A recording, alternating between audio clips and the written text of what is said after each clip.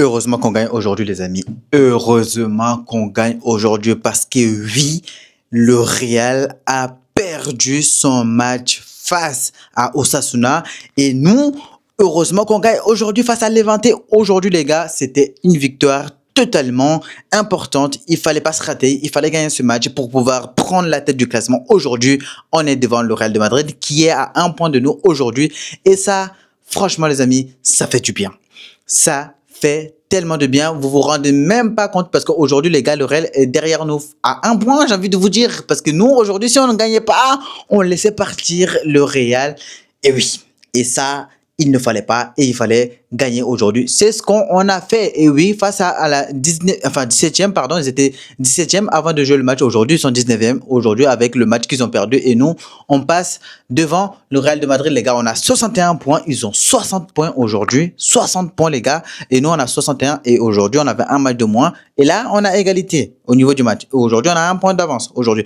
Et j'ai envie de féliciter les gars avant de commencer. J'applaudis notre cher João Cancelo, les amis. Il nous a sorti un match juste masterclass, franchement.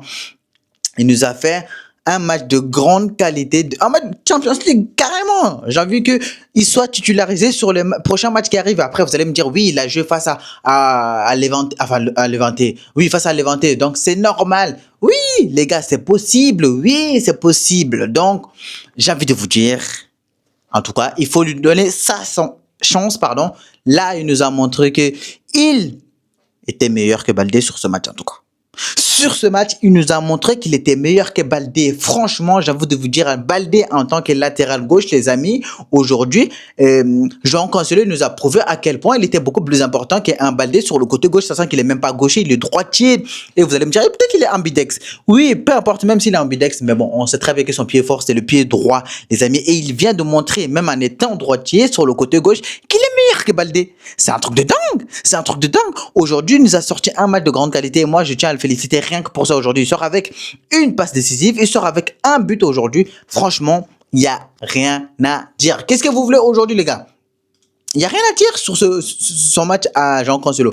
Mais c'est vrai qu'en deuxième mi-temps, il a baissé un peu de rythme sur la deuxième mi-temps qu'en première mi-temps. En première mi-temps, il était il était très bon. Il a été très bon en première mi-temps. Et il sort avec une passe D, comme je vous ai dit, et aussi deux passes D même. Pas une passe D, deux passes D. Donc, enfin, je crois. Alors, sur la côté défensif, les amis, moi, j'ai trouvé que Jules Koundé, aujourd'hui, franchement, il a fait un match de grande qualité aussi. Eric Garcia, en fait, toute la défense aujourd'hui, même s'il n'a pas eu grand-chose à faire au niveau défensivement aujourd'hui. Mais franchement, j'ai juste envie de féliciter Koundé aujourd'hui, les gars, parce qu'il a rattrapé toutes les merdes comment ça s'appelle, de Lamine Yamal aujourd'hui. Vous avez beau me dire il a fait un bon match. Je suis d'accord avec vous. Il a fait un bon match. Mais franchement, quand on prend le contenu du match de Lamine Yamal, les amis, on peut peut-être sortir, allez, 4 bonnes actions qu'il a fait sur l'ensemble de son match. Sur l'ensemble de son match, on peut sortir, allez, 4 bonnes actions. Si on enlève 4 bonnes actions aujourd'hui, Lamine Yamal, franchement, pour moi, il a été mauvais. Il a été mauvais. Sortez-moi tout ce que vous voulez, mais il a été mauvais. Si vous prenez son match, le nombre de ballons qu'il a perdu, je crois qu'il a dû perdre peut-être une vingtaine de balles. Facile. Facile. Je suis sûr et certain parce que je suis désolé. Tu es un joueur qui a ces talents-là. Tu es un joueur qui est à ce niveau-là. Tu as beau avoir 18 ans, je suis désolé, hein, ça n'excuse pas tout l'âge, mais tu fais un match aujourd'hui qui n'est pas bon. Moi, je suis désolé. Tu perds autant de ballons, tu n'es pas bon, tu n'es pas efficace. Et même si vous allez me dire, ah oui, son rôle, c'est de provoquer. Son rôle, oui, je suis d'accord avec vous. C'est comme je vous ai dit, il a sorti peut-être 4 bonnes occasions, il a dribblé, il a fait des passements de jambes. Oui, tout ça, c'est du superflu. Mais moi, je ne veux pas de ça. Je ne veux pas de ça. L'efficacité avant tout, je suis désolé. Je suis désolé, un Rafinha qui n'est pas du tout, comment dire, aussi un dribbleur, ou tout ce que vous voulez, il ne perd pas autant de ballons. Il ne perd pas autant de ballons. Pourtant, parfois, ça lui arrive de dribbler. Passement de jambes. C'est bien beau de nous montrer que tu sais faire des passements de jambes. C'est bien beau de nous montrer que tu sais faire ci. Mais au bout d'un moment, c'est soit tu sais jouer au ballon, soit tu sais pas jouer au ballon. C'est aussi simple que ça. Et je ne suis pas en train de dire qu'ici, Lamine Yamal ne sait pas jouer au ballon. Au contraire, il sait jouer au ballon. Mais je suis désolé. Au bout d'un moment, il faut arrêter. Il a perdu au moins 15 ballons sur ce match-là. Au moins, facile. Et t'as Jules Koundé, comme je l'ai dit, qui a été très bon, excellent. Derrière, heureusement qu'il était là. Derrière, qui attrape toutes les merdes de Lamine Yamal. En plus, parfois, il déborde. Il fait, comme ça, un dédoublement. Et parfois, il le sert même pas. Il a dû servir peut-être 2 ou 3 fois Jules Koundé quand il faisait quand il passait dans le dos pour demander le ballon. C'est tout. Mais mis à part ça, pourtant, il pouvait le servir au moins plusieurs fois, mais il l'a pas fait. Je ne sais pas pourquoi. Je ne sais pas pourquoi. C'est un truc de dingue. Bon, Eric Garcia et Gérard Martin, aujourd'hui, les gars, moi, je trouvais qu'ils étaient très bons défensivement dans l'axe. Voilà. Et Jean Cancelo, on va revenir sur lui, les gars. Et Frankie de Jong, aujourd'hui, les gars, aussi, qui n'a pas l'habitude de marquer aujourd'hui. Apparemment, ça faisait une année qu'il n'avait pas marqué.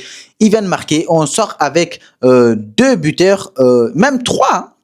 Trois milieux de terrain et 3 buteurs différents. Et les 3 sont les milieux de terrain. C'est un truc de dingue. Aujourd'hui, il n'y a aucun attaquant qui a marqué.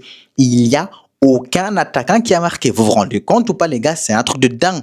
On n'a pas marqué avec les attaquants et on jouait face au 19e du 17e du championnat, Levante, les gars, hein, qui a perdu quasiment tous leurs matchs. Ok? Et tu viens, tu n'as aucun attaquant qui marque. Tu n'as aucun attaquant qui marque. Vous vous rendez compte, les gars? C'est incroyable de se dire qu'il n'y a aucun attaquant qui marque. On a 3 milieux de terrain qui marquent aujourd'hui. Franchement, on a beau avoir la victoire, mais il y a des choses qui ne vont pas. Il y a des choses qui ne vont pas. Aujourd'hui même, quand le petit il était dans les tunnels, Lamine Yamal, j'ai eu l'impression qu'il voulait juste venir sur le terrain, faire ce match-là, rentrer chez lui. J'ai pas eu l'impression qu'il était là pour pouvoir... Bref, en fait, j'ai pas vu un joueur qui est venu dominer le match. Tu vois, dans ta tête, là, déjà, avant que le match commence, tu sais que tu vas faire ci, tu sais que tu dois faire ça.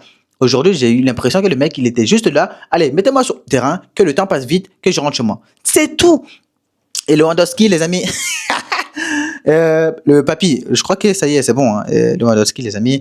Il va falloir, je l'ai dit, hein, il va falloir qu'on arrête de faire jouer Lewandowski parce que, sincèrement parlant, aujourd'hui, il sort un match juste pourri, pourrave, nul à chier, dégueulasse. Aujourd'hui, le match que Lewandowski a fait, dites-moi entre vous et moi, qu'est-ce qu'il a fait de bon dans ce match-là? Rien. Même parfois, quand il a le ballon, quand il doit lancer ses coéquipiers, il prend du temps à lancer ses coéquipiers. Ça montre à quel point ce gars-là, franchement, c'était un poids lourd. Niveau du attaque, c'était un poids lourd en F. Ferran Torres, lui non plus, n'en parle même pas parce que pour moi, lui, alors Ferran Torres, les amis, son entrée, il a été merdique parce qu'il n'a rien fait du tout pendant ce match-là. Il a été entré, mais qu'est-ce qu'il a fait? Qu'est-ce qu'il a fait? Franchement, je me demande parfois, il y a des joueurs, quand ils rentrent, ils ne méritent même pas de rentrer. Ils ne méritent même pas de rentrer. C'est un truc de dingue. Et lui, il fait partie. Ferran Torres, il fait partie de ce joueur-là parce qu'aujourd'hui, il n'a rien proposé. Il n'a rien proposé. Une fois qu'il est rentré, nada. Nada. Il y a que Rafinha aujourd'hui, franchement, même Rafinha qui a été assez correct ou qui a été bon, parce que franchement, en première mi-temps, j'ai vu un Rafinha qui voulait, qui avait du envie, qui avait de la niaque. Mais franchement, quand je prends la deuxième mi-temps d'un Rafinha, par exemple, j'ai trouvé qu'il a été bon aussi en deuxième mi-temps. Il a été bon en deuxième mi-temps. Je suis désolé de dire ça, mais franchement, Rafinha, il met plus d'envie dans la manière qu'il joue. Il met plus d'envie dans comment ça s'appelle ça? Dans ses activités, dans ses pressings. Il met beaucoup plus d'envie qu'un Lewandowski ou bien qu'un Lamine Yamal. Mais franchement, c'est un truc de dingue. Il va falloir que ces joueurs, soit ils montent le niveau, soit qu'ils disent s'ils n'ont pas envie de jouer. Parce que Lewandowski, c'est ce que je vous ai dit. Franchement, lui, si j'étais anti-flic, j'arrête de le titulariser. Parce qu'en plus de ça, tu fais un mauvais match face au 17e du championnat. Et quand toi, tu sors, tu commences à bouder, tu commences à râler, tu commences à... Mec, tu n'es pas au niveau, c'est normal, on te sort. Si t'es pas content, c'est pareil. Si tu n'es pas content, c'est pareil. Et du coup, bref, on va revenir sur du positif. Encore heureux qu'il y a du positif parce que là, Marc Bernal, les amis, aujourd'hui, franchement, j'ai été très content de son match. Il sort avec un but. Et d'ailleurs, quel but aussi parce que Eric Garcia aussi qui sort avec une passe décisive parce que derrière, on a Joao Cancelo qui n'a pas fait de passe décisive. D'ailleurs, qui a fait une passe justement, avant-dernière passe décisive, à notre cher ami Eric Garcia qui s'est transformé en Joao Cancelo ou en Baldé si vous voulez. Derrière, centre pied gauche et Marc Bernal pied droit. Du coup, les deux qui font leur meilleure action du mauvais pied. Donc, Eric Garcia du mauvais pied et Marc Bernal du mauvais pied. Du coup là, les gars, ça faisait 1-0. Et du coup, Marc Bernal aussi, j'ai trouvé qu'il a fait un très bon match. Un match très intéressant au milieu de terrain avec un Frankie de Jong, mais un Dani Olmo, franchement, un Dani Olmo, il va falloir qu'il monte en puissance rapidement. Rapidement, parce que ça ne va pas avec celui-là aussi, les amis. Je sais pas vous, mais si vous avez regardé le même match que moi, oui, certes, il y a eu Dani Olmo qui a fait, oui, passe remise, mais sincèrement, qu'est-ce qu'il a fait à part ça? Je crois que la seule frappe qu'il a fait, ça a été contré. Ça a été contré. Vous vous rendez compte ou pas, les gars? Vous êtes en train de me dire, ah, je suis en train de crier sur les joueurs. Mais oui, j'ai envie de leur crier dessus. Et oui, parce que j'ai envie de vous dire, cette équipe a tellement de talent, cette équipe a tellement de potentialité, pardon, pour aller beaucoup plus loin que ce qu'on voit face au 16e du championnat. Encore une nouvelle fois, c'est un truc de dingue. Donc voilà. Donc Eric Garcia qui sort avec une passe décisive aujourd'hui, les amis. Et comme je vous ai dit, comment ça s'appelle, João Cancelo avec avec une passe décisive pour un Frankie de Jong aujourd'hui. Et quelle passe décisive qu'il a fait aussi, j'ai envie de vous dire. Parce que franchement, Frankie de Jong, il n'a pas l'habitude de marquer. Et un João Cancelo, franchement, qui a été un très bon. Il sort avec la passe décisive pour Frankie de Jong. Et derrière, les amis, Frankie de Jong, il a juste derrière à aligner le gardien et c'est ce qu'il a fait d'ailleurs aussi, hein, Frankie de Jong, les amis, qui a été très bon encore une nouvelle fois, je vais me répéter, oui, je sais, mais niveau percussion, montée de ballon au pied, franchement, il n'y a pas mieux, je pense, au milieu de terrain avec un Frankie de Jong. Les gars, c'est ce qu'on attend de Frankie de Jong et à tous les matchs. Peut-être qu'à tous les matchs, ça ne serait pas possible, mais franchement, vaut mieux qu'il fasse ça plusieurs fois dans les matchs. Frankie de Jong, encore une nouvelle fois, si tu entends ça, il faut que tu fasses ça beaucoup plus souvent dans tes matchs. Parce que c'est avec ce genre d'occasion, avec ce genre de comportement sur le terrain, qu'on va aller loin avec lui, les amis. Je suis désolé, même moi, j'ai envie de dire que Frankie de Jong, il devrait tenter les frappes beaucoup plus souvent. Parce qu'il ne tape pas du tout le ballon. Mais j'ai envie qu'il tape comme un Valverde, il le fait au Real de Madrid. Vous savez, quand il met les lourdes frappes là, pourquoi il tente pas ça? Un Petri même, quand il est rentré en deuxième mi-temps, il avait l'occasion de faire ça plusieurs fois. Je ne sais pas pourquoi il ne tente pas les lourdes frappes.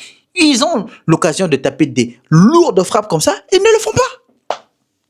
Ils ne le font pas. Pourtant, il y a de la place pour le faire. Parfois, quand la défense elle est basse comme ça, comme cette équipe de Lewandowski aujourd'hui, elle défendait très bas, tu as l'occasion de faire des lourdes frappes. Pourquoi tu hésites à faire des lourdes frappes? Frappe! Frappe! Sincèrement. J'en veux un peu à, comment ça s'appelle, à un Pedri, bien sûr, qui revient de blessure, je ne vais pas trop en vouloir à lui, mais j'en veux un peu aussi à Frankie de Jong. Parce qu'à chaque fois, Frankie de Jong, quand il monte, les amis, il a de l'espace, il a de la place, pardon, pour frapper. Oui! Donc pourquoi tu ne le fais pas? T'as qu'à le faire. Bref, du coup, on sort avec comment ça s'appelle, un Fermin Lopez aujourd'hui, les gars, aussi, qui nous a mis une frappe juste monumentale aujourd'hui, les amis. Je crois qu'il a sorti un missile sol-sol ou un solaire, prenez ce que vous voulez. Bref, il a sorti un des missiles en tout cas. Et les gars, pied gauche en plus de ça. Pied gauche en plus de ça. On sait qu'il n'est pas gaucher. Oui, il est droitier, mais lui aussi, je pense qu'il est ambidextre. Du coup, pap! Lourde frappe, poteau rentrant, et oui, Ryan derrière, il pouvait rien faire, hein, leur gardien de but, bien sûr. Là, Lamine Yamal qui sort aussi avec une passe décisive, même s'il a fait une passe décisive, je suis désolé, hein, la passe décisive qu'il a fait, ça ne sort pas forcément d'une passe décisive, on va dire, parce que derrière, c'est la lourde frappe qui amène la passe décisive, parce que je suis désolé, là où il a fait la passe, certes, tous les défenseurs n'ont pas été, comment dire ça, effacés, ni c'était pas une passe qui a cassé des lignes, non, c'était une passe tout simplement simple je suis désolé, hein, que Fermin Lopez a transformé ça en passe décisive, mais aujourd'hui, Lamine Yamal, le match qu'il nous fait, c'est un match qui était très mauvais. Bref, comment ça s'appelle? Je vais y arriver. Un Fermin Lopez, les gars, qui nous sort une lourde frappe d'ailleurs. Quelle frappe, les gars, hein, et ça rentre, poteau rentrant derrière. Le gardien, comme je vous ai dit, Raya, il ne pouvait rien faire. Et tant mieux, j'ai envie de vous dire, parce qu'il rate ça, franchement, il perd une de ses mains. Hein. Ah oui, hein, il perd un des bras, hein, c'est clair et net. Hein. Et en plus de ça, derrière, on a un centre, je ne sais pas de qui d'ailleurs, j'ai oublié, qui sort des jambes de je ne sais pas qui. Et derrière, la tête de, comment ça s'appelle, de Rafinha, les amis, qui ne rentre pas. Et derrière, bien sûr, on a qui encore une nouvelle fois, comment ça s'appelle, Ferran Torres, pas du tout un Ferran Torres, les amis, désolé. On a Fermin Lopez derrière qui prend le ballon et derrière l'arrêt du gardien à 2 reprises, bien évidemment, l'arrêt du gardien, une fois de la tête et une autre fois de la frappe du pied gauche de Fermin Lopez, encore une nouvelle fois. Donc, voilà. ce qu'il y avait à retenir sur ce match-là, les amis. J'espère que vous aurez apprécié, en tout cas, ce petit débrief. Si c'est le cas, n'hésitez surtout pas à me faire savoir, les amis. Et nous, on se dit à une prochaine. J'espère que le prochain match que le Barça va faire, en tout cas, les gars, on va gagner. Et oui, parce que franchement, on a besoin de victoire et de victoire pour aller de l'avant dans dans cette compétition en Liga, en tout cas, et pouvoir gagner cette équipe de Real de Madrid. Parce que oui, le Real ne va rien lâcher, je pense. Et il y a des matchs à venir parce que le prochain match qu'on va avoir, ça va être un match face à Villarreal. Et l'autre match qu'on va avoir, ça va être aussi Atlético de Madrid. Donc, 2 gros matchs, même 3 gros matchs parce qu'on a Atlético Bilbao qui joue derrière. Ça va pas être facile, hein. Ça va pas être très facile, les gars. Donc, voilà. Bref, j'espère que vous aurez apprécié. Si c'est le cas, n'hésitez pas à me faire savoir. Et nous, on se dit à une prochaine. À très vite.